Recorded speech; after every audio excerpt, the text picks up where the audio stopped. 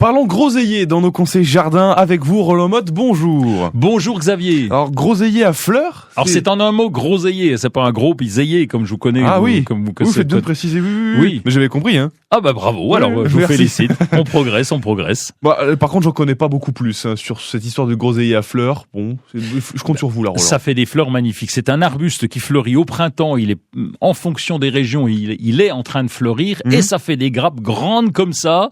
Alors on voit pas à la radio, mais ça fait... Non, toujours pas, c'est dommage. Et ça fait au moins 3 cm, 3-4 cm des grandes grappes de fleurs. Alors il y en a même des blanches, mais c'est surtout un peu rose et c'est magnifique et les abeilles adorent.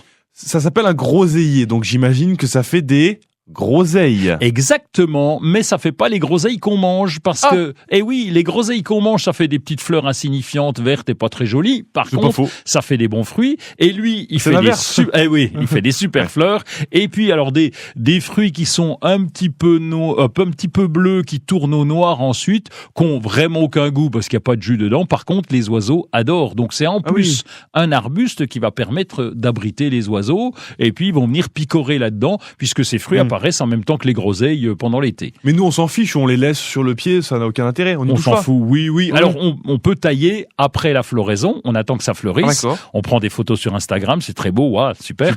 Et ensuite, on peut tailler pour réduire un petit peu la voilure de la plante en fonction de l'emplacement où il est. Et là, on réduit évidemment, quand on coupe des fleurs, on réduit un petit peu la fructification. Vous avez peut-être convaincu des personnes qui nous écoutent, alors on se parle, ils disent « Ah mais moi aussi je veux ce groseillier à fleurs, on plante ça quand ?» Eh ben, on va l'acheter. Oui, déjà, première étape, c'est sûr. On peut le planter en ce moment et on peut même en faire des boutures. C'est-à-dire que si vous avez un voisin qui a ce groseillier à fleurs, vous attendez que ça soit défleuri, discrètement de nuit avec la lampe frontale, vous allez couper un bout de branche. Ou on demande, gentiment. J'avais pas pensé à... Alors, pas pensé du tout à ça, hein.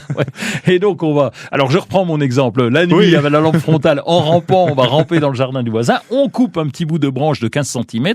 À l'automne, on fait ça à partir de novembre, on le repique en terre et ça va vous redonner un groseillier.